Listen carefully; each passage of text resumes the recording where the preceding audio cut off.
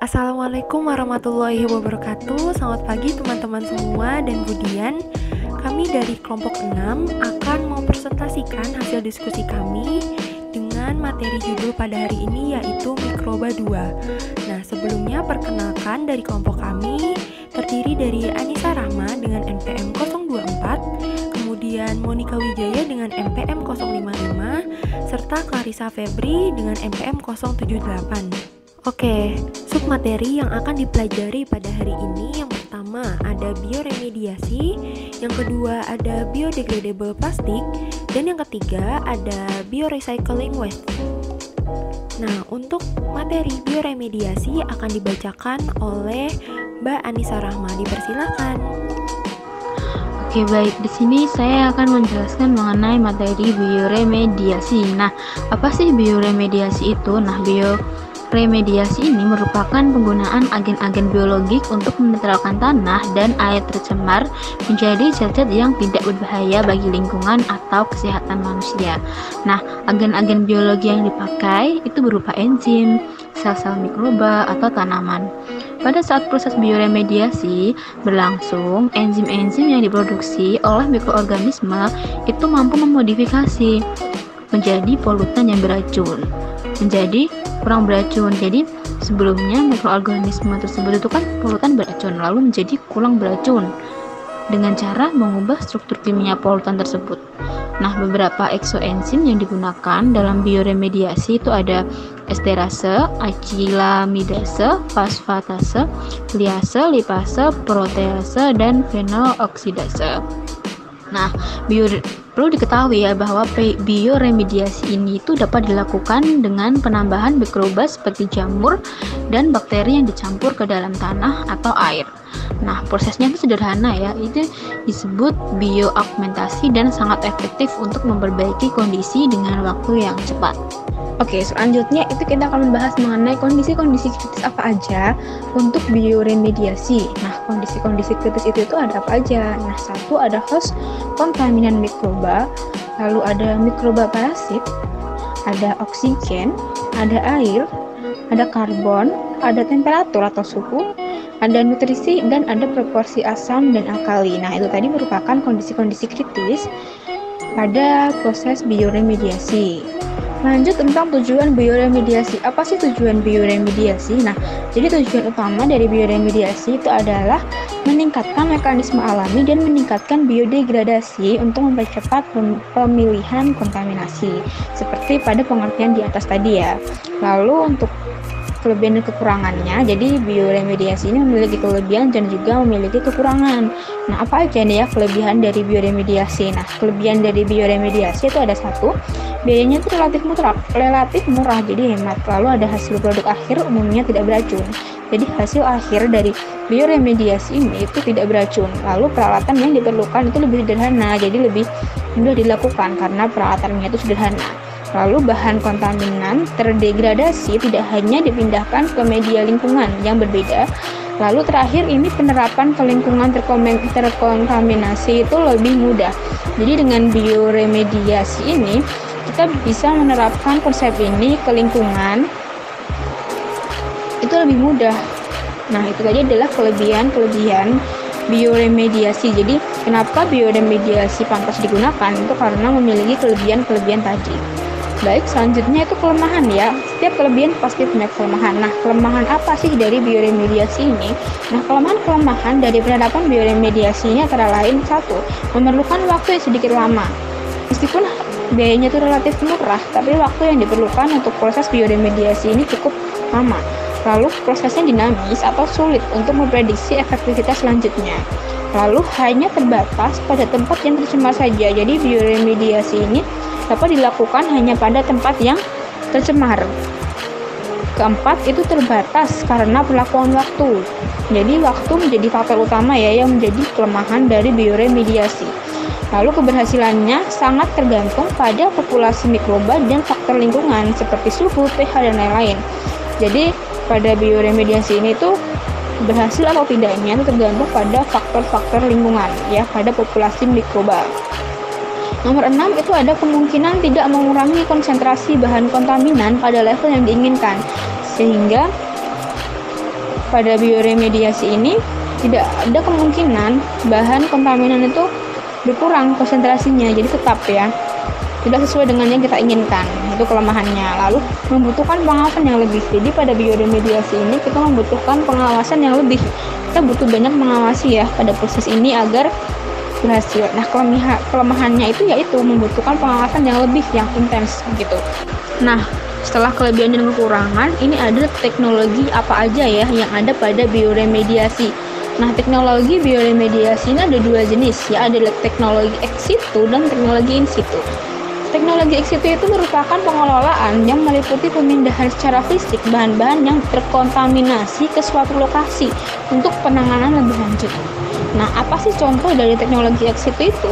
Nah, contoh dari teknologi ex situ, bioremediasi ini tuh meliputi pengkomposan ya, pengkomposan, biopil tanah, pertanian, dan reaktor lumpur. Selain itu, contohnya yaitu ada contoh lain ya. Tidak hanya itu ada bioremediasi air laut. Lalu bioremediasi air laut itu yang gimana? Itu yang terkontaminasi minyak bumi dengan menggunakan bakteri Pseudomonas aeruginosa. Jadi pada air laut yang terkontaminasi minyak ya, itu bisa kita gunakan bioremediasi ini gitu. Jadi ini adalah kegunaan dari teknologi ex situ atau contoh dari teknologi ex situ. Lanjut teknologi in situ ya. Teknologi in situ merupakan perlakuan yang langsung diterapkan pada bahan-bahan kontaminan di lokasi tercemar. Jadi perlakuan ya. Contoh dari in situ itu apa ya? Jadi contoh dari in situ itu ada bioremediasi, meliputi bioventilasi, biodegradasi yang ditingkatkan ya. Jadi biodegradasinya yang ditingkatkan, lalu bioslurping, ada fitomediasi, ada rendaman alami dan lain-lain. Nah, apa sih bedanya dari kedua teknologi ini ya? Ada teknologi ex situ dan teknologi in situ. Bedanya itu apa? Nah, perbedaan dari kedua teknologi ini yakni in situ, bioremediasi itu memperlakukan bahan-bahan kontaminasi pada tempatnya. Sedangkan ex situ, bioremediasinya hanya menggunakan dengan memindahkan bahan terkontaminasi untuk diberi perlakuan. Jadi bedanya itu tadi ya teman-teman. Nah, poin terakhir nih ya pada bioremediasi materi kita hari ini, nah yaitu kriteria bioremediasi. Nah, secara konsep bioremediasi itu dapat berupa biodegradasi, mineralisasi, dan kometabolisme. Nah, biodegradasi yaitu pengubahan atau detoksifikasi polutan oleh organisme dan proses perubahannya itu dapat sebagian atau seluruhnya. Begitu. Lalu ada mineralisasi yaitu konversi secara lengkap suatu kontaminan organik menjadi penyusun senyawa anorganik oleh spesies mikroorganisme tunggal atau konsorsium kelompok tanpa penyediaan karbon atau energi untuk mikroorganisme degradasi. Lalu teknologi bioremediasi ini dalam penerapannya itu harus memenuhi beberapa kriteria ya, seperti yang saya jelaskan tadi ya, kriteria bioremediasi. Nah, kriteria yang harus digunakan itu ada apa aja ya yang digunakan ya. Jadi kriteria yang harus digunakan untuk penggunaan tindakan teknologi bioremediasi itu ada faktor organisme, kontaminan, tempat atau lokasi, dan biaya. Jadi ada beberapa kriteria yang harus dipertimbangkan ketika kita memilih proses bioremediasi ini. Nah, itu ada faktor organisme, ada kontaminan, tempat atau lokasi, dan biaya. Baik, selanjutnya sub pembahasan kedua yaitu biodegradable plastik. Komponen utama plastik sebelum membentuk polimer adalah monomer yang merupakan bagian atau rantai paling pendek. Misalnya plastik polivinil klorida yang mempunyai monomer vinil klorida. Polimer banyak diaplikasikan dalam kehidupan sehari-hari. Salah satu contohnya adalah polimer dalam bentuk plastik. Plastik merupakan material polimer yang banyak digunakan sebagai bahan kemasan atau kantong pembungkus. Polimer yang umumnya digunakan sebagai plastik didapat dari turunan minyak bumi. Namun, plastik yang berasal dari turunan senyawa dalam minyak bumi memiliki kelemahan, yaitu berasal dari non-renewable source, yang berarti bahan pembuat plastik berasal dari sumber yang terbatas yang sewaktu-waktu dapat habis dan terdapat pencemaran limbah plastik. Selanjutnya jenis-jenis plastik. Mohon maaf di sini sepertinya ada kesalahan penulisan dalam judul. jenis-jenis plastik atau polyolefin antara lain. Yang pertama ada polyethylene terephthalate atau PET. Jenis plastik ini pada kemasan kerap dituliskan dengan tanda segitiga bernomor 1. PET memiliki ciri jernih, kuat dan tahan pelarut, kedap gas dan air serta mudah lunak. Mudah dibentuk jika terpapar suhu 80 derajat Celcius. Yang kedua ada high density polyethylene atau HDPE. Jenis ini berlogo segitiga bernomor 2. Ciri HDPE yaitu keras hingga semi fleksibel, tahan bahan kimia dan kelembapan, permeabel terhadap gas, permukaan berlilin atau waxy, muram atau opak, mudah diwarnai, diproses dan dibentuk serta melunak pada suhu 75 derajat Celcius. Yang ketiga ada polyvinyl chloride atau PVC. Jenis plastik ini berlogo segitiga bernomor 3. Jenis plastik ini memiliki ciri kuat, keras, dan melunak pada suhu 80 derajat Celcius. Yang keempat ada low density polyethylene atau LDPE. LDPE bergambar segitiga bernomor 4 dengan ciri mudah diproses, kuat, fleksibel, kedap air, permukaan berlilin, tidak jernih tetapi tembus cahaya dan melunak pada suhu 70 derajat Celcius.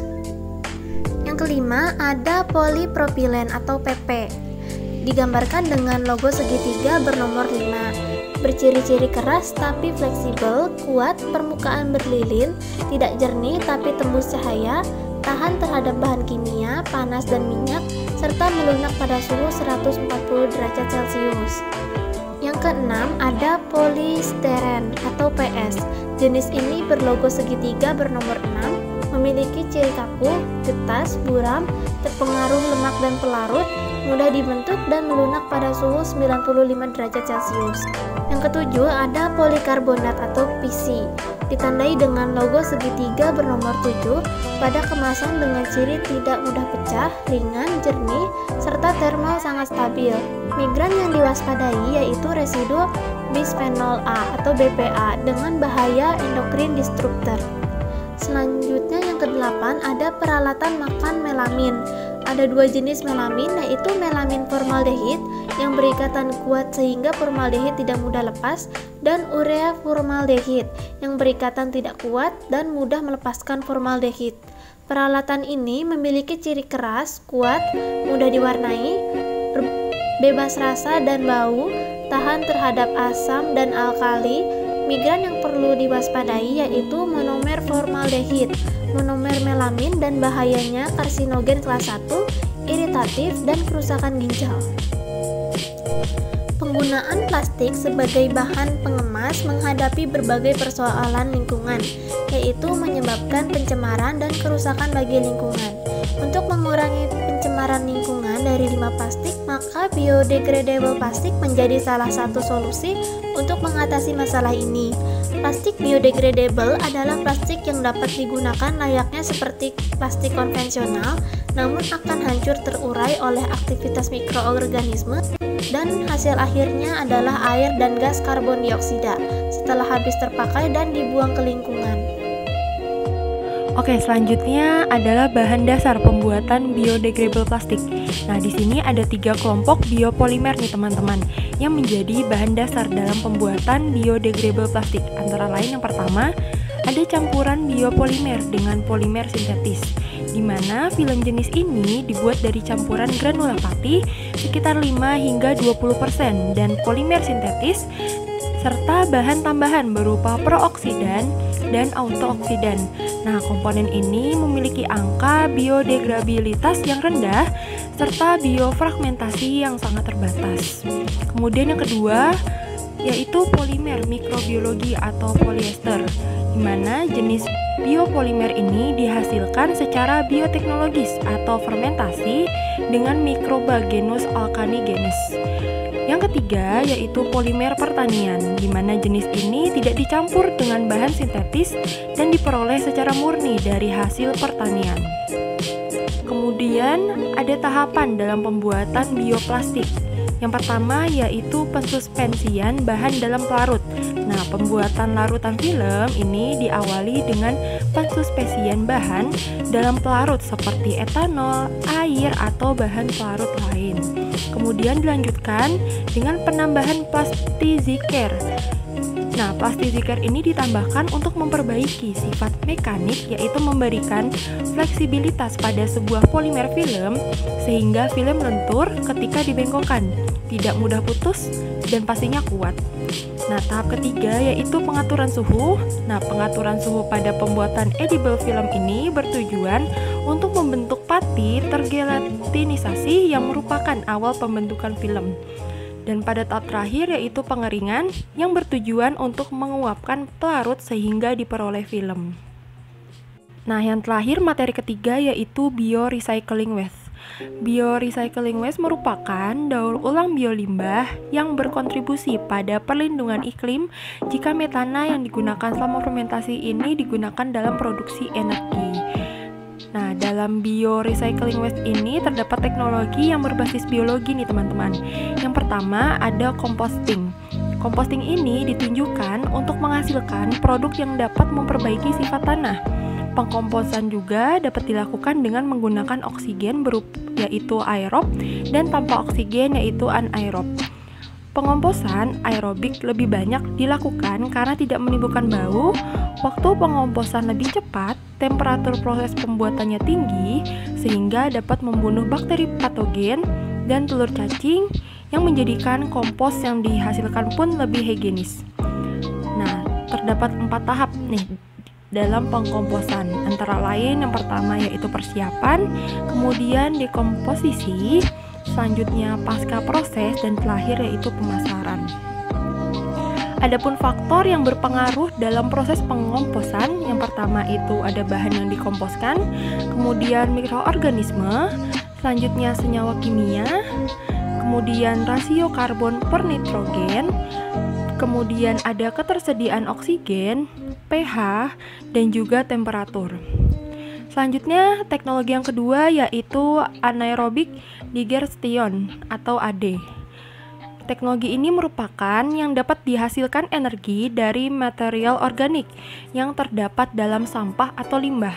Nah, pada sistem pengolahan sampah terdapat 2 jenis inti dari teknologi AD ini yang tersedia, yaitu AD basah dan AD kering. Kemudian teknologi ketiga yaitu landfill gas recovery atau LFG. Nah, landfill gas ini merupakan teknologi WTE yang paling simpel. Pengoboran pada landfill dengan serangkaian pipa dapat membuat landfill gas dapat digunakan dan dimanfaatkan seperti biogas.